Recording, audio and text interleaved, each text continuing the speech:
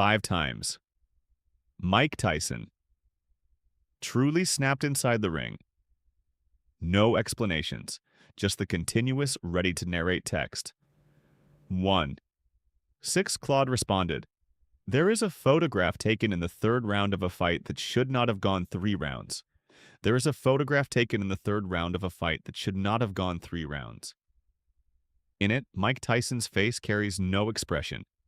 Not rage, not focus. Something quieter than either. Something that had moved past both.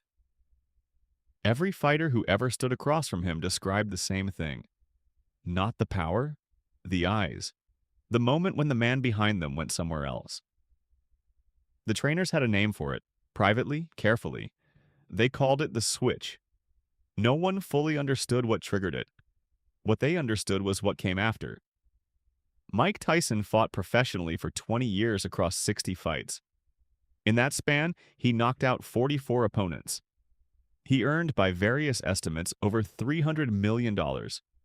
He lost most of it. He went to prison. He emerged. He fought again. The public narrative built around him oscillated between mythology and cautionary tale, rarely pausing to examine what the evidence actually showed. What the evidence showed was a man who had been shaped by violence before he had any say in the matter, and who, inside the ring, occasionally stopped performing violence and began enacting something older. 5 times more clearly than any other, the distinction became visible.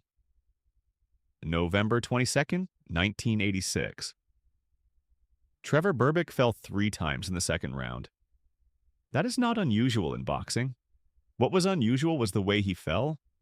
Not like a man who had been hit, but like a man whose legs had received a message from the body that the body did not yet know it had sent. He rose. He fell again. He circled on the canvas in a motion physicians later described as involuntary rotation. He rose a 3rd time. The referee stopped it. Tyson was 20 years old. He had just become the youngest heavyweight champion in history. He sat in the corner of the ring afterward with his hands folded and said almost nothing. The interviewers came to him in waves. He answered them. He looked at something no one else in the arena could see. His trainer, Cus D'Amato, had died 14 months earlier. D'Amato had taken Tyson from a juvenile detention center in upstate New York and built around the raw material of him a system, a philosophy, a controlled weapon. What D'Amato understood, and what he communicated in late-night conversations that Tyson would later recount with near-religious precision, was that fear, properly channeled, was not the enemy of a fighter. It was the fuel. Without D'Amato's hand on the valve, the question was never whether the fuel would run out. The question was whether anyone else could manage the pressure. The answer, over the following decade, was plainly no. Michael Spinks had not been knocked out in his professional career. He had beaten Larry Holmes twice. He had the WBC and IBF heavyweight titles. He arrived in Atlantic City on June 27, 1988, having been paid $13 million, more than he had earned in all his previous fights combined, and was knocked unconscious in 91 seconds. 91 seconds. The figure requires a moment. It is less time than it takes to read this paragraph aloud. Spinks's corner did not have time to unseat his stool. The referee's count was a formality. The ring doctor leaned over a man who had spent 16 years becoming one of the finest professionals in the history of his sport, and the man did not move. Ringside reporters noted that Tyson had appeared different in the dressing room beforehand. Not calmer. Something else. His promoter, Don King, had been working the room. His manager and his wife, Robin Givens, were in the middle of a public separation that had produced a nationally televised interview in which Givens, seated next to Tyson, described living with him as pure hell. The financial arguments over his purses had already begun, metastasizing into lawsuits. When the bell rang, the man who emerged from the corner had apparently decided on some interior level that the ring was the only place where the terms were clear. Where there was no management fee, no television camera, no lawyer's letter. Where the outcome was settled by a single, uncomplicated fact. Spinks was unconscious before the crowd had found its full register of noise. The defeat at the hands of Buster Douglas on February 11, 1990 is remembered as an upset. It was not merely an upset. It was a structural collapse visible in retrospect from considerable distance. Tyson arrived in Tokyo having not properly trained for a professional fight in over a year. The organizational scaffolding D'Amato had built, the sparring protocols, the dietary discipline, the pre-fight psychological preparation, had been dismantled piece by piece as financial interests accumulated around him like sediment.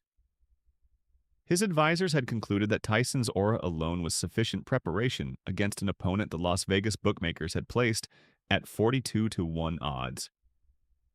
Douglas's mother had died 3 weeks before the fight. He fought, by his own account, for her.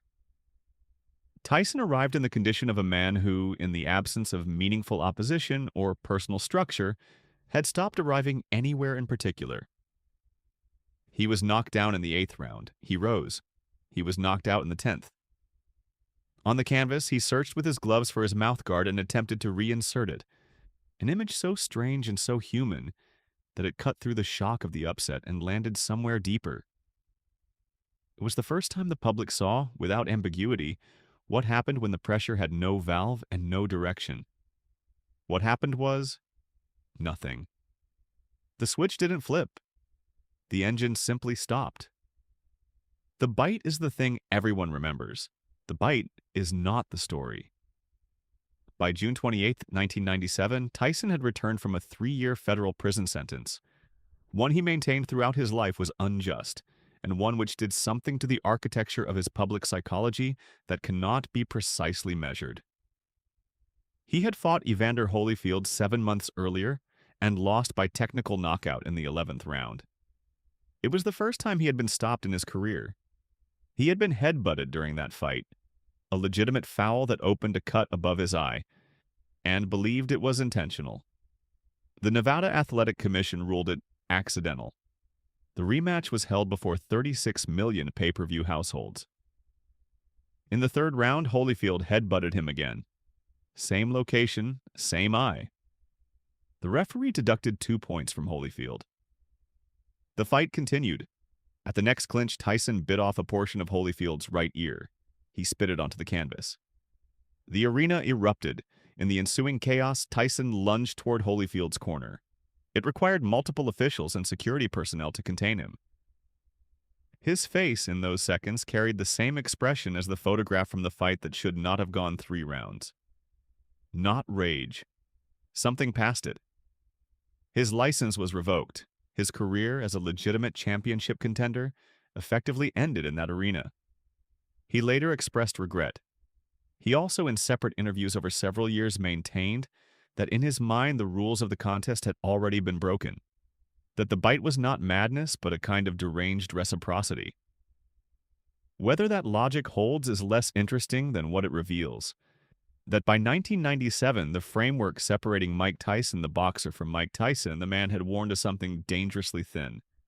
The ear was recovered. It was offered back to Holyfield. He declined it. It was placed in a plastic bag by a ring official and never formally accounted for again. At the pre-fight press conference for the Lennox Lewis bout on January 22, 2002, Tyson bit Lewis on the leg during an on-stage brawl that sent multiple members of both camps to the hospital. A reporter asked him to characterize his mental state. He looked at the reporter for a moment without speaking. Then he said, "I want to eat his children." It was received in the press room and across the subsequent days of coverage, primarily as spectacle, as provocation, as the final confirmation of a public persona that had been assembling itself for over a decade. What circulated less was the context, that by this point Tyson had been managed, mismanaged, sued, countersued, bankrupted, imprisoned, released, and guided through over 30 title defenses by a succession of advisors whose primary interest in him was financial. He lost to Lewis on June 8, 2002 by 8th-round knockout. He was not competitive. He was 35 years old in the late autumn of a career that had been extraordinary and had been, with considerable precision and over considerable time, stripped of almost everything that made it worth having. He fought 3 more times after Lewis, won 2 of them.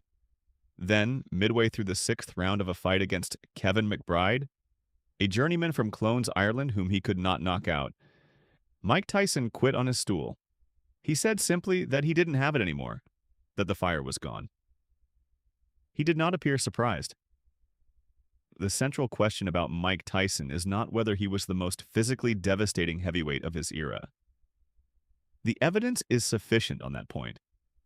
The question is what the evidence taken together, the eruptions, the structural collapses, the moments when the man behind the eyes went somewhere else, actually describes.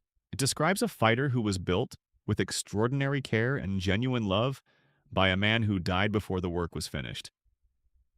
It describes a financial ecosystem that extracted maximum value from the product of that unfinished work. It describes what happens to a weapon that no longer has a hand on it. Not chaos, exactly. Something more mechanical and more sad. A thing continuing in the direction it was pointed until the propulsion gives out. The 5 moments examined here are not aberrations from Mike Tyson's story. They are the story, rendered in the clearest available light. In each of them, a man who had been shaped by forces largely outside his control encountered, inside a roped square, the compacted weight of everything outside it. The grief, the management, the money, the sentence, the surveillance, the fame, and responded the only way he had ever been taught. He threw the punch. Or he threw something worse. And the crowd, which had paid and which would pay again, watched and called it by whatever name made them feel least implicated in what they were watching. The photograph still exists. The expression in it does not change.